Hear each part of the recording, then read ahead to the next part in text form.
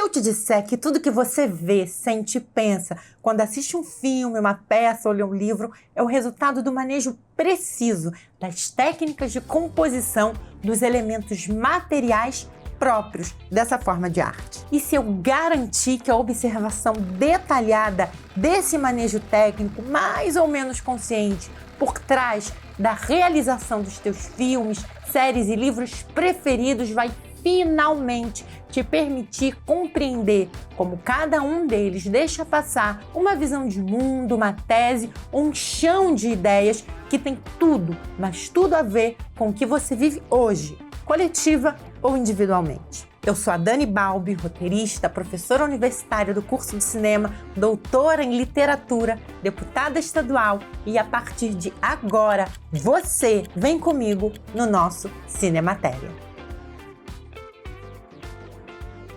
Sejam muito bem-vindos ao nosso canal. Nosso objetivo aqui é conversar com vocês sobre cinema, literatura, teatro, política, aplicando tudo que eu estudei por muitos anos e que ainda hoje estudo, para que vocês aprendam a aplicar esses conhecimentos, tanto a análise quanto a produção literária, audiovisual e cênica que vocês estão construindo. E eu passei os últimos 18 anos estudando e aplicando os pressupostos marxistas das teorias da arte aos meus trabalhos. E eu já te adianto, essas teorias, as teorias materialistas da arte, da cultura, são de longe, mas de muito longe, as que se demonstram mais refinadas e eficazes para entender a inteireza dos processos de produção. E eu desafio alguém que consiga sustentar o contrário. No filme Cidade de Deus, dirigido pelo Fernando Meirelles e pela Katia Lund, a série de planos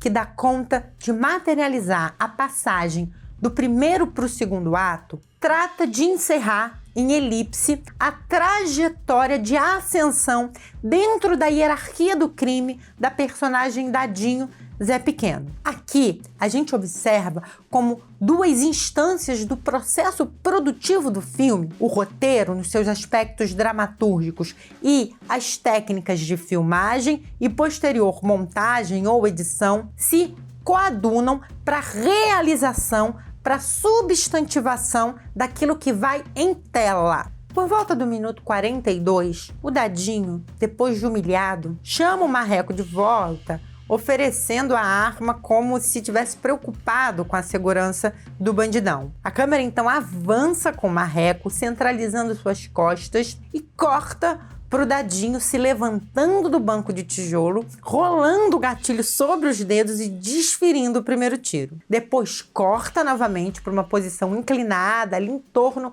de 45 graus, para enquadrar o desferimento do segundo tiro e, por fim, mais um corte, quando o bandidão já está estirado no chão, o ângulo da câmera inclinado agora em cerca de 90 graus, se confundindo com o olhar do próprio Marreco. Daí em diante, uma série de planos feita de sobreposições que mantém fundamentalmente a mesma composição. Inclinação em 90 graus de baixo para cima, chamada posição contra-plongée, câmera subjetiva para simular e reforçar o olhar da vítima assassinada para o seu assassino, instabilidade dessa câmera, denotando alguma agonia do morto, que enquadra, que vê o sorriso do seu algoz sempre em temperatura alta, saturação média e luminosidade baixa, para reforçar o contraste entre o retinto da pele do Dadinho e o restante da composição da cena. Bom, mas e daí?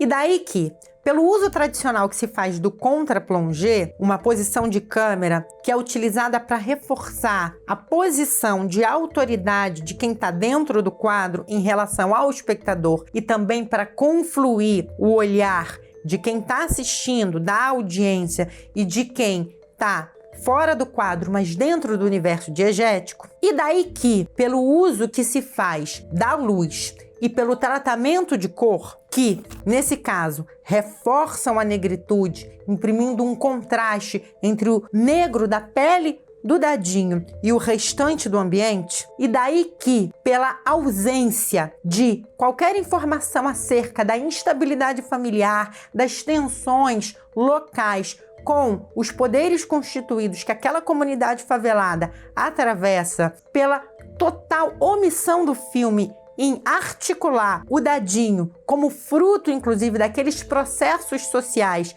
marcados ali no final da década de 60, na Cidade de Deus, nós temos a elipse como resultado, como condensação de uma ideia central que reforça que a maldade não é, de modo algum, fruto dessas condicionantes materiais. Reforça a ideia de que a maldade humana, ela é resultado de uma natureza em si. A própria ausência desses elementos é faticizada pela elipse. A elipse que condensa também anos, 10, 15 anos de uma trajetória que aparece em tela resumidas como o prazer em matar, flagrantemente capturado pelo sorriso do dadinho em tela, na mesma posição, com a mesma negrura da sua pele sobressaltada. E aí eu poderia levar mais tempo aqui analisando outros elementos do filme,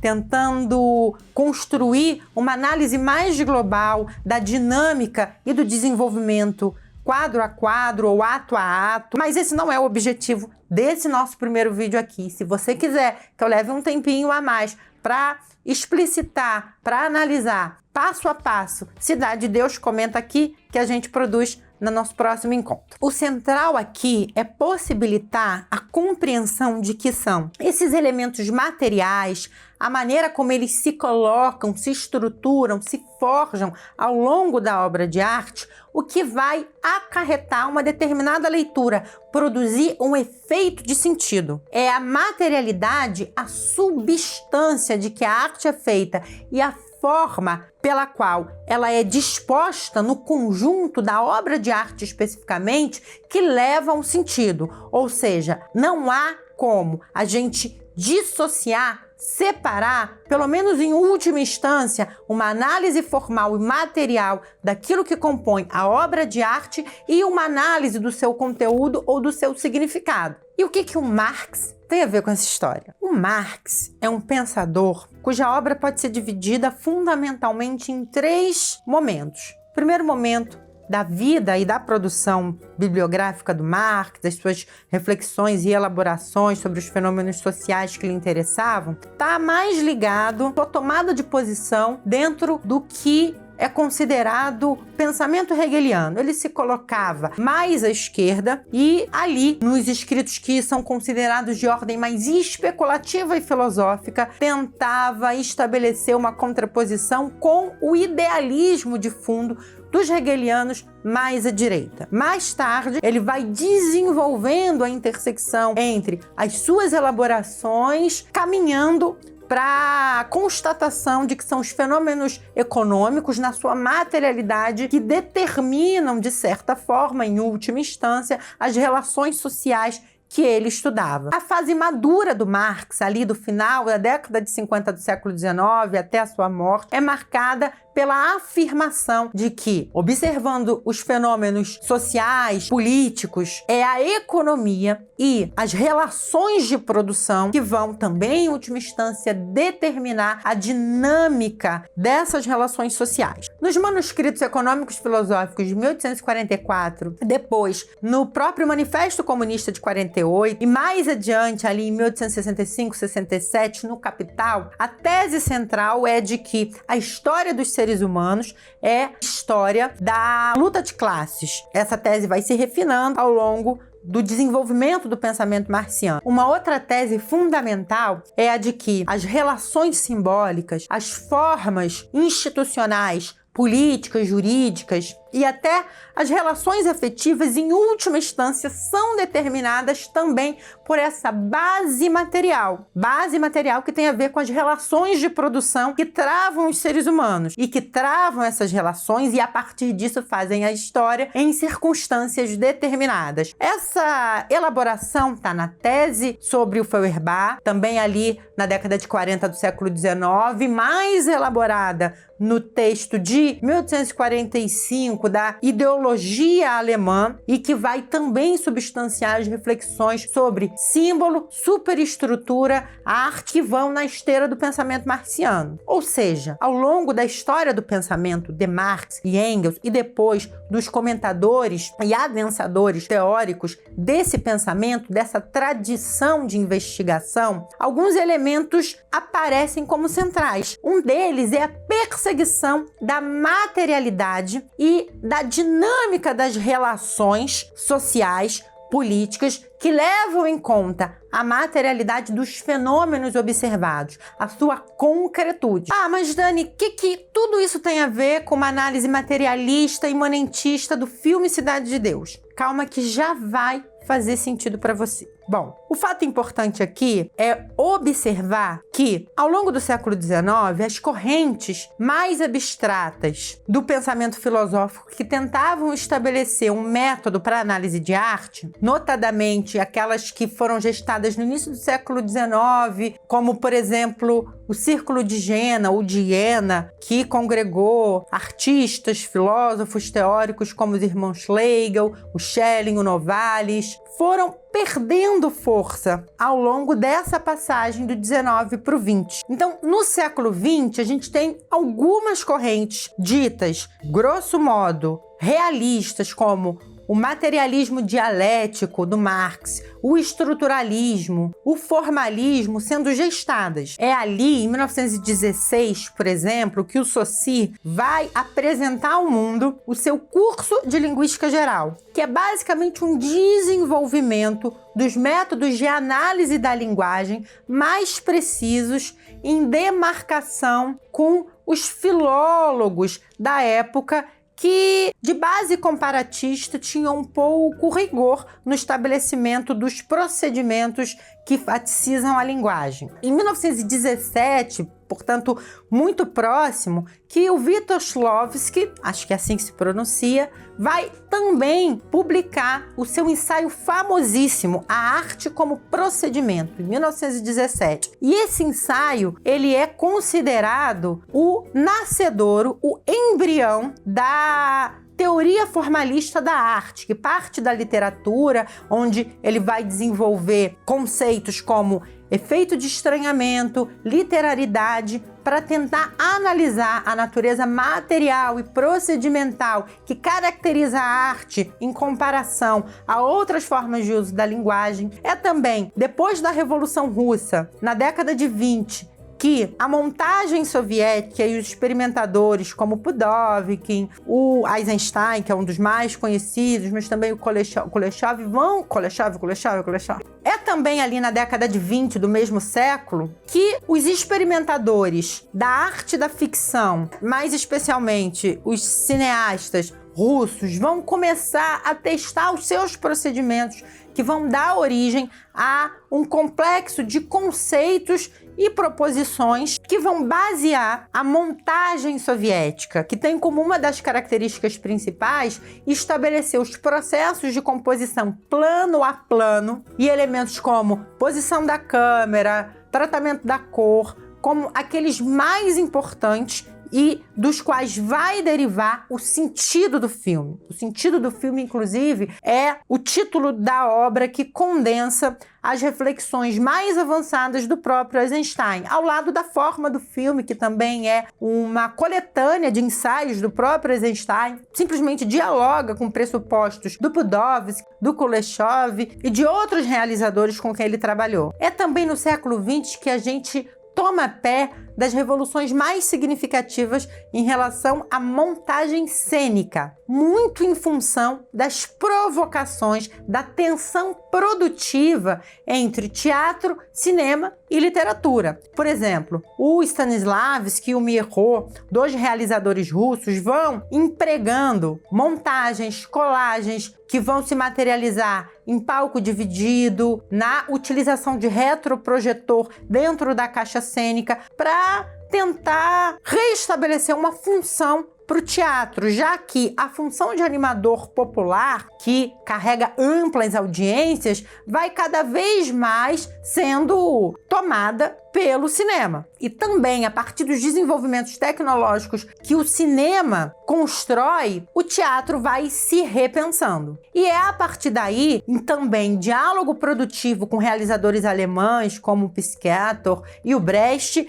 que elementos que vão levar ao teatro de atrações, mais ligado aos desenvolvimentos do Stanislavski, ou ao teatro épico, ao efeito, ver o efeito de estranhamento ou distanciamento propostos pelo Brecht nos seus trabalhos, como Pequeno Organon para o teatro e nas suas produções dramatúrgicas, vão se consolidando. Tudo isso, obviamente, tem a ver com esse predomínio de uma perspectiva de análise e produção da arte a partir, mais uma vez, da observação dos seus elementos materiais, da composição técnica partindo da manipulação, do manejo dos elementos materiais, a linguagem, os dispositivos cênicos, os planos, os posicionamentos de câmera, os tratamentos de cor, tudo isso que é substantivo, que é concreto, vai se demonstrando o fundamento da arte e, portanto, para entender e produzir a arte de forma mais precisa,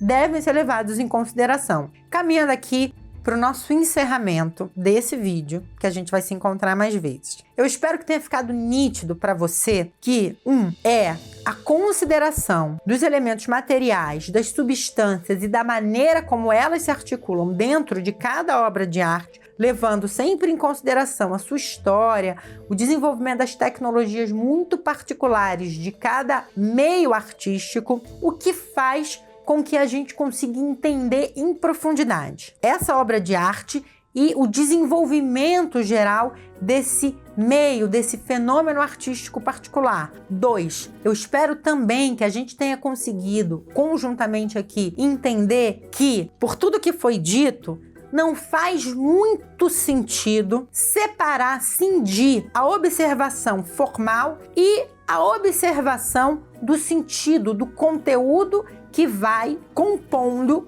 a obra de arte, especificamente. Porque esse conteúdo, esse sentido, o significado final, ainda que final seja forte, provisório, porque está sempre em disputa, ele é dado justamente pela maneira como as coisas são armadas, orquestradas para que a obra de arte tenha aquele resultado final. Se eu, pensando aqui especificamente o cinema, se em vez do contre-plongé nós só abríssemos a câmera e demonstrássemos que o Dadinho, mesmo cometendo assassinato, atos extremamente condenáveis, continua sendo uma criança, nós teríamos um outro filme, um outro fragmento que informaria outras coisas para a audiência. Ou se a passagem do Dadinho jovem criminoso para o Zé Pequeno, dono das bocas de fumo ali da Cidade de Deus, fosse feita por outros expedientes, que não uma série de planos que condensam uma elipse, tivesse um tempo um pouquinho mais dilatado dentro da economia total do filme, talvez a gente tivesse elementos para complexificar a narrativa acerca do Dadinho. E isso leva a gente àquilo que não aparece em primeiro plano como elemento material concreto da conformação do filme, da sua realização, que são as ausências que os realizadores, diretores, roteiristas decidiram dispensáveis para o todo composicional dessa obra. Por exemplo, relações do Dadinho com a sua família, com a sua mãe, com seu pai, relações do Dadinho com o Estado, seja como assistido pelo sistema de educação, seja em confronto com as forças de segurança ali de um contexto fortemente repressivo da década de 60, talvez não chegassem para absolver o Dadinho dos seus crimes,